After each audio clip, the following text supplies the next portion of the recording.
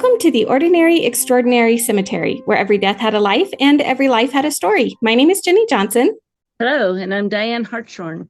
And if you are viewing with us on YouTube for this episode, you are going to see Diane is not in her normal location. Technical difficulties today. So I'm on my phone, laying on my bed. I love the horse picture behind you, though. Yeah, it's all up along the wall. It's great. So today we have a very fun guest joining us, and I'm definitely looking forward to chatting with her. We were supposed to actually have her on for March, but then when I got sick, we ended up rescheduling. But as Diana and I have said, women's history is all the time, not just in March. So we would like to welcome to the show Gigi Berardi. And we are going to be talking about her book, Bianca's Cure, which is a fabulous read. Here. Oh, and there's Diane's got her copy too. We were, like I said, we wanted to really make sure we could have read at least almost all of it. I didn't quite make it to the end before this, but welcome to the show, Gigi. Tell us a little bit about yourself, what you're doing and who you are, and then we'll get into your book. Yeah, well, first of all, thank you both for having me on this fabulous podcast. I had said before Jenny and I were talking that I'd gone through some of the podcasts. I've certainly been to your website, and it's just very, very cool. So, yeah, I've been going to Italy for about 15 years every summer. I had been in Italy before that. And I usually take a big group of students. Oh, how fun. And I'm always trying to find kind of secret, out of the way places and stories for the students. We're really trying to be there as travelers and students rather than tourists. Right. It's really hard to do in Florence because it's a very, very popular place in the summer and early fall. And so I had been doing that. So I teach at College of the Environment in Bellingham, Washington. But I live on a little island called Shaw Island, and it's in the San Juan Islands, and there is ferry service, even though it's the smallest island served. This sounds wonderful. So I go back and forth, but I am full-time teaching there. And I'm an EMT on our little island. Oh, fun. Yeah, and we have a monastery. So, cool. and that monastery is called Our Lady of the Rock, and it's a traditional Benedictine monastery. Oh, how cool. And it is cool, yeah. And yeah, I've been interested in the story for a long time just because you can't be in Florence without being interested in the Medici, in the Medici family. Right. And so we've been talking before we started, and I had said how I had thrown out the first 100,000 words, which I had written from the standpoint of Francesco, so a male perspective. Mm-hmm. And what readers had been saying to me was that it read like one long Wikipedia article. It was so uninteresting. It may have been factual, but it wasn't very interesting. And so I was urged to consider rewriting it from the standpoint of Bianca as the heroine of the novel, and I am so glad I did. And the person I worked with when I was just getting started rewriting was Susan Sutcliffe Brown, who is based in Woodstock, New York, and I had met her at a writers' conference in San Miguel de Allende, in Mexico, and the literary sala, and so the workshop I went to was what are the 12 common characteristics of blockbusters? And so the title was something like that. And so it was really fun being in her session. And that's what I did. I usually don't have to rewrite. I write quite a lot for magazines, Mhm. and there's only a few times. One time, I was when I was in Anchorage. I wrote for the Anchorage Daily News on dance, and I'd been in Kenya. And I had a third person account, which they didn't think was very interesting. They wanted me to rewrite that from a first person perspective, first person perspective. And I was not happy I did it, but it was much better piece. Well, So, I yeah. am glad that you were convinced to rewrite your book from Bianca's point of view. Yes. So this book it's so great because it is a fictional novel, but it's Mhm. definitely based on real people in real places. Like all of the people mostly existed Yes. that you talk about. Obviously, Italy, Florence, and some of the other places that are in the book are in Italy, and they're all there. So, and all of that history is still very much real. You just added some spice to Bianca's life and her story, and more of her story, Mhm. and kind of changed what her actual story is. I like this version of Bianca. I think almost a little bit more than what I went down the rabbit holes of who she really was after I Mhm. started reading the book, knowing that you had based the character off of somebody real. And I was like, I don't Mhm. know. I felt like and she probably was a very intelligent woman anyway, but I feel like Mhm. you brought that side of her out Oh, in the book. definitely. Yes. So, so of all the stories of all the women in Florence at this time, what drew you to Bianca? Well, so the only personalities in Florence at this time were women in the Medici family. Right. So they were practically, and so they were wives and mistresses and Mm-hmm. daughters. And there's two branches of the Medici, one in the 1400s and one in the 1500s. This takes place 1541 to 1587. And so the second branch of the Medicis. Um, what was interesting to me was the occult angle, was the alchemy angle. Mm-hmm. And it wasn't clear that there were other women in the family who were interested in that. Francesco was, and his father Cosimo was. And um, Cosimo's grandmother, anyway, Caterina Oh. Sforza was. And in fact, she had a book of recipes, as they Oh, were wow. called. Right. And actually, when the Olympics opened in February, also streaming on the first day was notice of an exhibit in Milan that a German artist had. It had been curated by an Italian, and it was on forgotten women alchemists Oh, cool. in That is really cool. mostly in Italy. And in fact, Caterina Sforza from Milan, and then Isabella Cortese in Venice, which is where Bianca comes from, and other women in Venice figured prominently in the exhibit. Now, these um, are the result of his very creative, wild imagination with a little bit of storytelling for each woman. Um, Right. chemist. And so there is interest in women, uh, pre-chemistry, alchemy, practitioners.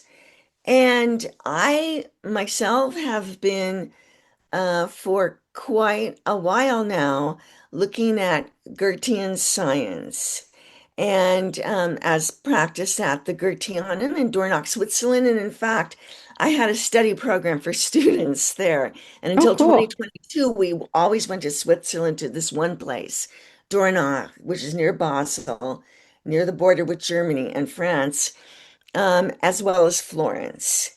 And the reason is because there's this kind of esoteric practice and science connection. And uh, what I found was that um, I didn't really see a lot of substance in the writings on alchemy in in Florence. Right. And so I was looking at that with a very critical eye because Goethean science is actually fairly well developed, the science of phenomenology. I mean, it's just like standard complementary to scientific method, a science of observation. Well, anyway, so nevertheless, Francesco de' Medici had certainly painted himself as the alchemist, and Right. in fact, this famous picture by Stradano really depicts his casino, his laboratory Mm-hmm. on Piazza San Marco. Francesco himself had a room, the Tesoro, that is, or the Studiolo, I guess, the Studiolo, and that's where he had his collections. And his father had a secret room, another secret room, right I love all the above. secret rooms. Yeah. There's three secret rooms on this secret room tour in Palazzo Vecchio, and that's Francesco, and then his mother's, Eleonora, which then became Bianca's. He gave it to her, and then Cosimo, his father. And there just seemed to be more interest there. His mother, Francesco's mother, Isabella, was really loved her role as mother. And in fact, Isabella and Cosimo had with Francesco and even the little brother Ferdinando, who's the Hmm. cardinal in my book, and all of the boys and girls in between would have the equivalent of dinner, a supper at the same table, which was unheard of Oh, in cool. those times in the yeah, Just in because the she liked to Renaissance. be with her children. She liked to be Yeah. with her children, Absolutely. yes. I love So that that. was not as interesting to me because I think we know that story. Yeah. So for our listeners who do not know who Bianca was, the real life Bianca, can you give us a little background on her and how she became part of the Medici family? Because she wasn't born into Medici family. Right. It is a mystery. And so here is the mystery. So she came from Venice and she fled Venice with her who would become her first husband. And he was from Florence. So they they left Venice and went to Florence. Soon after she arrived in Florence, she met Francesco, the Grand Duke's son, the heir to the throne of Florence and to Tuscany, which makes him a Grand Duke. And and they were infatuated with each other and had this very passionate love affair for 15 years or so before they married, and they married after Francesco's wife mysteriously died, finally, and had herself a slew of children. And Francesco had given Bianca and even Bianca and Piero, her first husband, palaces, Mm-hmm. and literally treated them, and especially Bianca, royally. So they married, and it is said that one of the attractions for them with each other was their love of alchemy. and of science. And so Francesco continued to rule poorly and be very indulgent with his passions at the taxpayers' expense, Mm. even building this water park, this amazing, um, mysterious water park and villa called Pratolino. And he had his engineers, or, we would call them Imagineers now, little Walt Disney-esque. It's kind of what I Uh, was thinking of when you said that. yeah, right.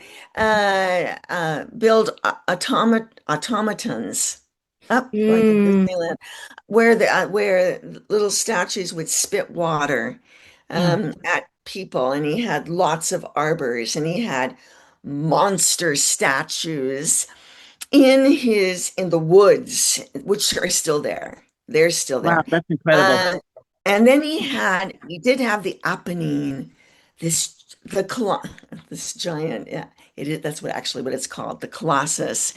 mm, And it's called the Apennine, and it is this crouching 5, 6, 7 story figure wow. with very sad. And so in the book, I won't give any spoilers, but in the book, when they're having their walk, um and they go up to him, and she's just talking to herself, imagining this Colossus is so sad, just like me. And I'm going to walk by someday, and he would have just melted with those tears, Oh, into the water pond in front of that.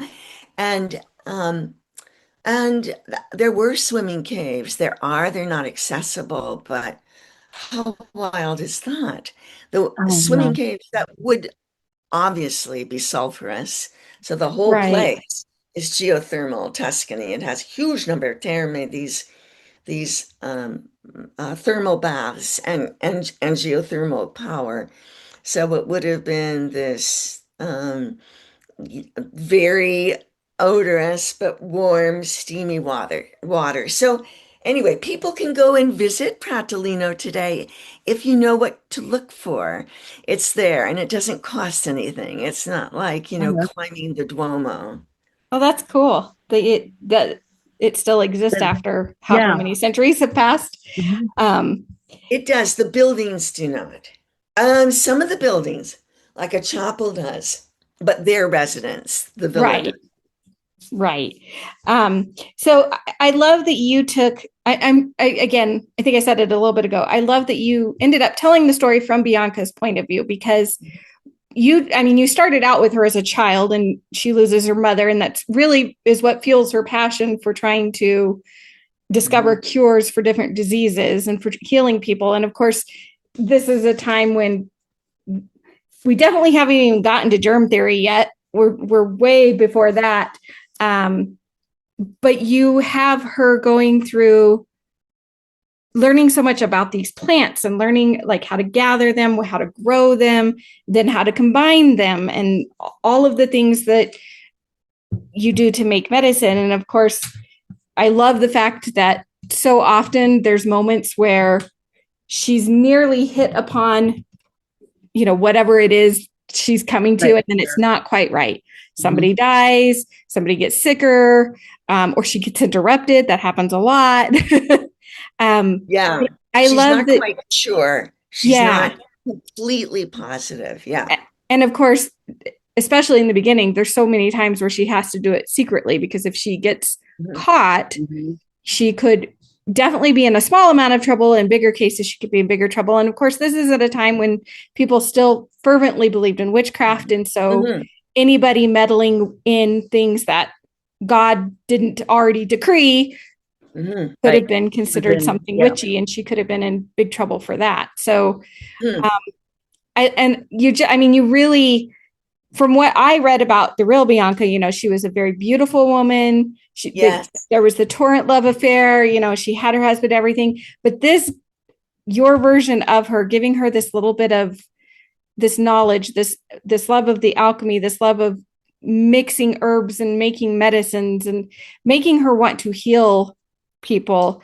It just gave her this dimension that I don't think anybody would have given her otherwise. Yeah, I mean, she's, I could say she was more than just a pretty face oh, who yeah, I love was that. with the Grand Duke. Yeah.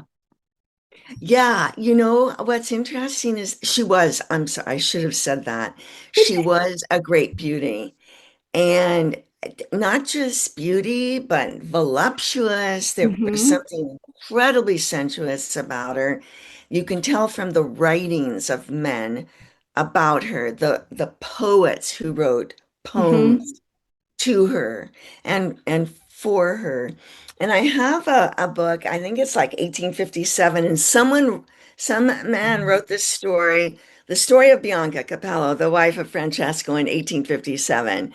And it's pretty unbearable. I mean, it's like I was just infatuated mm-hmm. with her, but still, it was interesting to see. So, Yeah, you I know, feel like everything That's when I cool. was reading about the real Bianca, it all had to do with her looks. And that's why everybody fell in love with her. And that's why, her power was in her beauty, which I'm not saying that she wasn't beautiful because there's portraits of her and stuff that you can see, and she's gorgeous.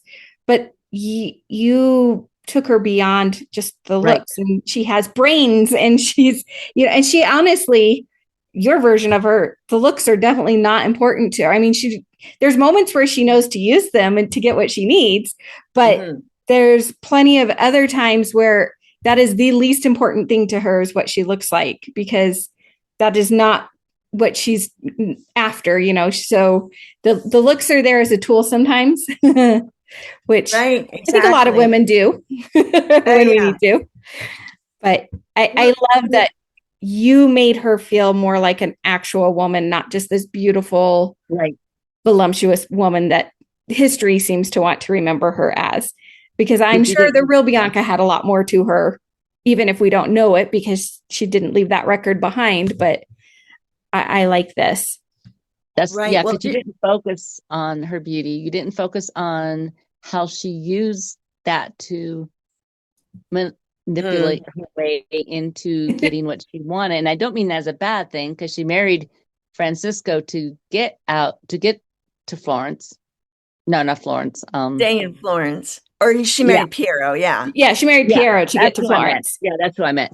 And then, because she was of a higher born lineage than her first husband was, and then for her to Correct. go to Florence and meet the Medicis, and then, but anyway, you didn't focus on that, um, her beauty and her charms. You focused on, which is what I really like too.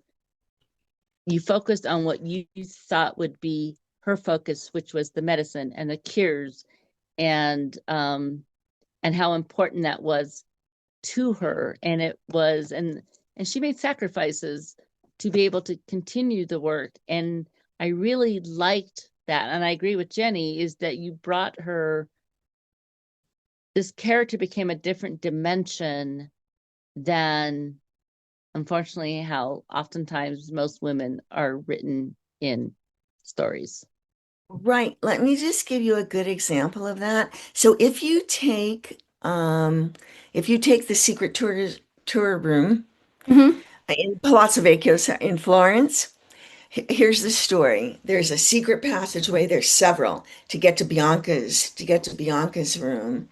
And you go into it. And by the way, this is all on, yeah, what I've done is with my website is just kind of tell more stories. So you can Mm-hmm. see what some of the pictures look like on the website, um uh, of her room, of these secret rooms.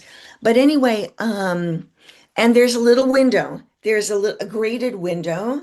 Palazzo Vecchio is tall. It's like maybe 4 stories tall, you might say. Mm-hmm. Well, that little grated window in the studio there on the fourth floor looks into the grand hall of the 500, that big ballroom, Mm-hmm. the room of the 500, it's called. But on the tour, what you hear is, and here was the little window that Bianca could look at and spy on people. Well, there's 24 hours in a day, 365 days in a year. Really? So is that like how many minutes of that multiplication is she going to spend at a window looking down at, I don't know, people there? I mean, interesting, but we're talking like minutes. Right. Yeah. And She wasn't doing that for her but whole life. exactly. And end of story. The other thing is she was a little bit though of so she did not use her beauty necessarily exactly the way that you're talking about. To get what she wanted, she didn't need to. And oftentimes. But she was a little bit of a political asset. So oddly enough, coming back to the kind of the real story, and for me, always, I'm asking, could this have happened? Like I would Mhm. never write anything in there that couldn't have actually happened at that time with these particular people. And so that was fact checked so many times in so many documents I have with so many color codings. Just but anyway, uh um the Medici actually arranged for her to be married to Piero. So when she got to Florence, it's still not clear as many times as I've read about it, but Bartolomeo, real person, Mhm. was friends with Cosimo, real person, and somehow he arranged for Cosimo to arrange, and maybe Francesco was there, maybe he wasn't. That's another story. For them to get married, Bianca and Piero.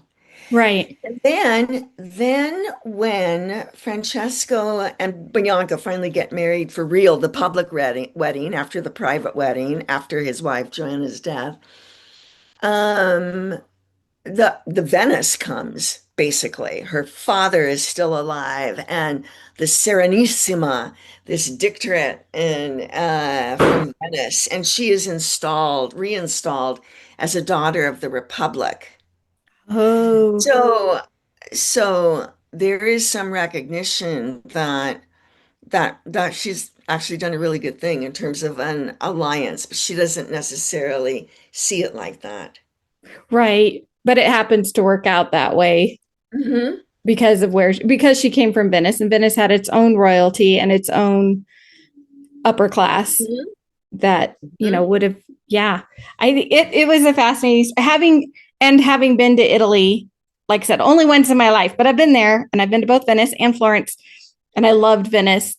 It To me, it was just fun to read about the how life was taking place at the time, what was going on. I love, again, and I told you this before we started recording, I loved how you incorporated the nuns and what they were doing. Yeah. And it was not just the nuns are part of the church and they're helping to take care of these sick people that need care, but you gave them as much of a story as you gave Bianca. And you again, these were real women who were doing real work in Italy and in other parts of the world at the time. And they had taken their vows and they were doing all this work, but Mhm. you are giving them some of the credit that I think sometimes they don't always get when we're just reading the dry facts about history. Um, they weren't the bishops and they weren't the priests and they weren't the Right. pope. They were just the nuns. So Just the nuns. Yeah. I But like that they're a bigger part of this story and a bigger part of Bianca's story too.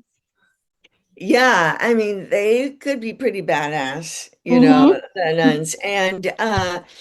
And those nuns in real life were coming in from other convents close by. Right. Would have been coming in from other convents close by. But that place, Santa Elisabetta, which is really Ospedale dei Innocenti, the Hospital of the Innocents, which is a UNICEF heritage Oh, site. It's an oh orphanage wow, now. that's cool. Oh, it's very cool. Was basically laundering money for the Medici. It wasn't exactly laundering, but it was something like that. a So they little really bit under actually the were table. yeah. And yes, that's why in the author's note I say that Santa Elisabetta is an amalgam of a number of convents, but that place, Hospital of the Innocents, is like €8 to get in. Gorgeous interpretive center. Oh, cool. And And it still is a place for research for families to come and see if they can find lost children, lost ancestors. Oh, It used wow. to be that the women would leave the baby on a turnstile, and they Yeah. still have I mean, a giant wheel Hmm. actually, and with a little window big enough only for an infant to be Right. To put put the through, baby in and and there'd be none on the other side. And what the mother would mm, do is she'd have some jewelry and she'd break it in two, something that she could break and give the baby, leave some on the infant and keep some, mm, and then hopefully find the baby again and later, maybe. And you can still see this is very popular in the 1800s, the little cabinets for each baby with right. that had that in it. That little piece of So jewelry. Yeah. yeah, yeah. So the place has a lot of history, and I think that in imagining this story, besides checking with everybody and everything as to wait, cot? Was it called a cot then? Really? Yeah. Oh, it was. Yeah. Okay, cots. So besides that, the geography is Mm, fascinating because all of this is happening like in the same block. So, right. so on the Piazza San Marco is Francesco's Casino. There's a plaque there that says this was Francesco's Casino. Next to it is the Weedy Garden that says this is the Weedy Garden where I love that. Michelangelo was founded in Oh, the 14th, was scooped up by Lorenzo Magnifico. Right. And then reportedly, Pier and Bianca's house was literally right next to it on the corner. It's in Piazza San Marco. The monastery of St. Mark, San Marco, was a Medici monastery. Right. So the story I wrote from Francesca's view is that she was on a balcony. There's a balcony. She was on a balcony right next to the garden, and he saw her on the balcony. But that got thrown out in the rewrite, and they met on the street instead. Yeah. But like, really, could that have happened? Well, yeah, they were like 10 feet from each other. So and then the Hospital of the Innocents, Santa Elisabetta, was literally the next square over, just down an alleyway. It's me. Well, yeah, I could picture that it's all that way because of the way Italy is, or towns in Italy are laid out. But Florence is, I wish I had been able to spend more time there when we were there. Like I said, I only got to spend about a day in Florence. And if I remember, it was a Sunday. So there were certain things we didn't even get to do because oh, that, yeah. of church and it being Sunday and everything. But I do remember the incredible architecture, like the way and the colors of the buildings and the colors of the so many different things. It was just colorful and it was beautiful. And to have that as the setting for this story Mhm. is so great. And back to the question, why did I decide to write about Bianca? The place, Florence is literally dripping with the Medici. I mean, you can't go to a street corner where you don't see the Medici shield Right. and then the little pills or balls, depending on who you're Mm-hmm. reading, of 8 or 9 or 6 or 7, which itself is a story. Their stamp is everywhere. In actually, Isabella, his mother, had a residence next to Santa Elisabetta. On the other Um, side. and of course, the mystery of the open window is Mm-hmm. right on the same square as Santa Elisabetta is, as the Hospital of the Innocents. And when I was walking across that square once with a woman I was living with, we were talking in Italian, and she said, Gigi, look behind you. There's that window. She said, Bianca Capello lives there. Well, it turns out it's not completely clear. It was Bianca Capello, but I didn't have any detractors then, so I ran with that story. And I actually went next door. I went to what's one of Rick Steves, the travel writers, Oh, um, yeah. favorite hotels, the Loggiato dei Serviti. And I said, do you actually hear people screaming? They were like, yeah. And then the friend, said that her friend who had lived there actually, saw some spirits. So that was enough for me. You're And like, I and can use this.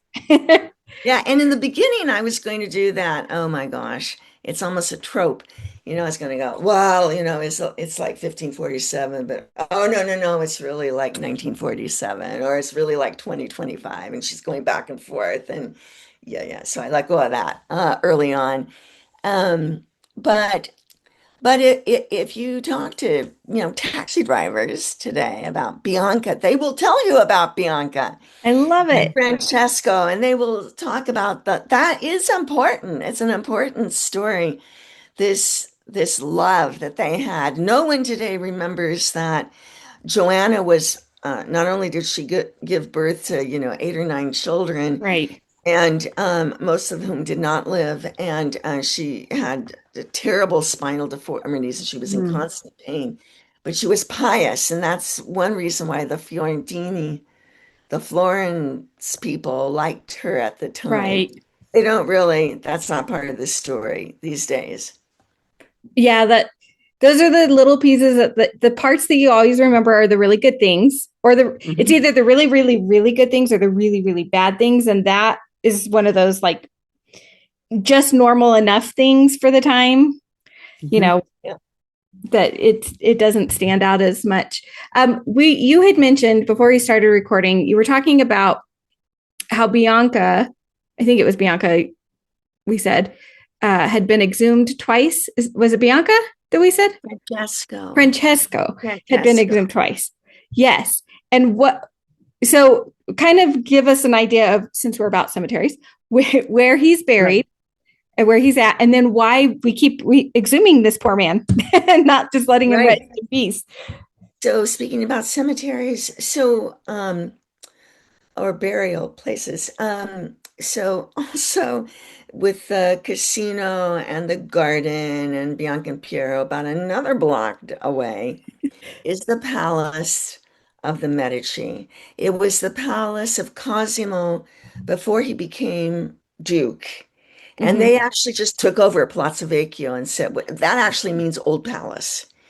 And they just took it over for their family, which was a little bold. But anyway, They're like, we just like this property. We're just taking it. Thanks. yeah. But right there, attached to the palace, is the Basilica of San Lorenzo, which was the Medici Basilica. Right. And what they always had, so the Medici are buried in the in the mausoleums Right. and, beneath San Lorenzo, but Cosimo and Francesco and Ferdinando always had the idea to have like a above ground mausoleum, and in fact, um, they were able to, after Francesco died, so bodies were moved. They were able to have this gorgeous. They call it the Chapel of the Princes. It's hardly a chapel. That too is 3 or 4 stories, and it's huge figures of Francesco and Cosimo and their tombs. And Michelangelo had created like a chapel of the chapel and gorgeous sculptures that you don't see anywhere in Florence, other than this little underground chapel. And in fact, about was it last year that the underground drawings of Michelangelo were discovered there, Wow. and they're making it into a tour. He hated the Medici after a while, and he just hated them, and wanted to leave, and sometimes he couldn't, and so anyway, he was Right. hiding there before he went to Rome and found love there, and so it's a crazy place. I mean, so you go in, it's kind of a giant 4-story mausoleum, and so anyway, this mystery of how Francesco died, Francesco and perhaps Bianca as well, how they died has fascinated scientists, a lot of people, forensic scientists, over the decades, if not centuries. And so the body has been exhumed, Francesco's, to look for traces of arsenic poisoning Mhm. or traces of malaria, Mm. parasites to try and answer the question, was it malaria or was it Is he poisoned? arsenic poisoning? And Ferdinando is the likely culprit, but One of these days, we may be able to actually solve that mystery, though, with the technology we have Oh gosh, in being yes. able to examine old DNA and with the body forensically now. I mean, we didn't have that technology for a long, long time, but we've come a long It's way. So incredible. it'll be Yeah. interesting if they're able to actually answer the question and tell us. true. It's a little bit difficult because it's well known that Francesco undocumented had malaria. So he had malaria a Right. lot of times. If that is true. And so, whether he had it at the time of his death is another question. So because he had it so many times, there is evidence that Right. it's just there's not a conclusive proof that that's what he died of.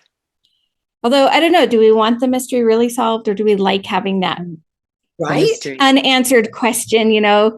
Was it murder or was it just, I mean, so many people had malaria then. It was very common. Mhm. And a lot of people did die as a result of the malaria. But I don't know. Do we really want to know the answer, or do we just want to keep the mystery Yeah. available for future generations? There is malaria everywhere. There is malaria and there was malaria in, Sweden in the Mm-hmm. 1800s. So Mhm. It was a very we didn't have a cure for it then, which no, and that's one what of we the started things, out with.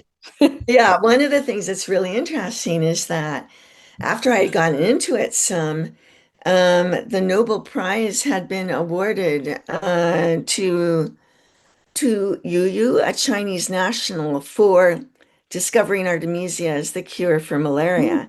And cool. what's amazing is that she was the first Chinese national, male or female, to get a Nobel Prize in any scientific category Oh, cool. who had not been trained outside of China.